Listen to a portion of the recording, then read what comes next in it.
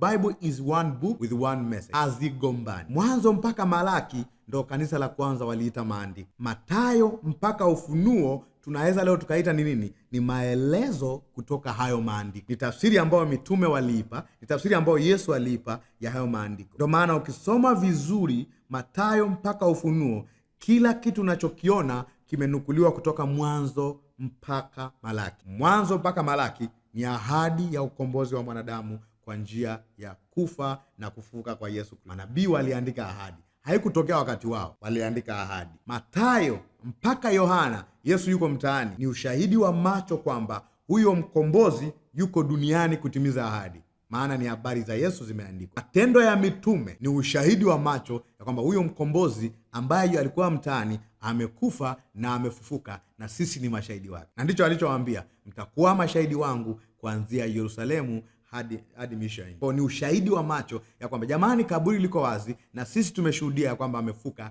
amekaa na sisi muda wa siku 40.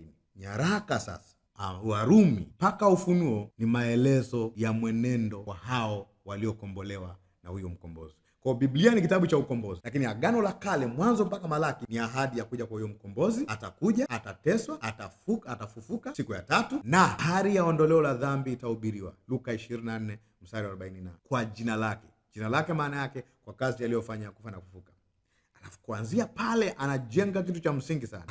Wanaenda kwenye Matendo ya Mitume kuelezea kwamba jamani, tumeshuhudia kwamba amefufuka. Kwa wanakuwa ni mashahidi wa macho, eyewitness account. Warumi mpaka Ufunuo ni nyaraka zilizoandikwa kwa kanisa lililokombolewa, ikiwaeleza mwenendo wao, namna ya kuenenda kama waliokombolewa, kwa habari ya injili wahubirije, kwa habari ya wanafunzi wafanyeje, kwa habari ya tabia wafanyeje, watu wakiiba wafanyweje, wanaofanya hivyo wasaidiweje, kuwasaidia hao kwa habari ya kuenenda katika wokovu wao. Ndio maana tunasema kwenye Timotheo wa pili 3:15, wahekimishwe katika wokovu, namna ya kuenenda katika wokovu. Kwa unagundua hichi kitabu sio cha uchumi, ni kitabu cha ukombozi. Huko Mwanzo mpaka Malaki ni ahadi za huyo mkombozi. Vitabu hivyo vinne vya injili ni ushahidi wa macho, eyewitness account, kama Mwokozi amekuja mtaani, na huyu hapa tunamuona akaenda msalabani, akafa, akafufuka. Matendo ya Mitume ni kuelezea habari za ufufuo wake. Ndio maana Paulo alishikwa mara nyingi kwa sababu alikaza kusema kwamba Yesu yuko hai, Yesu amefufuka. Alafu kuanzia Warumi ni mwenendo wao, namna ya kukusanyika, namna ya kutoa sadaka, namna ya kuhubiri injili na vitu kama hivyo, tabia na mwenendo wao wa kila siku. Kwa tayari umeona Biblia inafundisha kazi ya ukombozi na mwenendo waliokombolewa. Simple.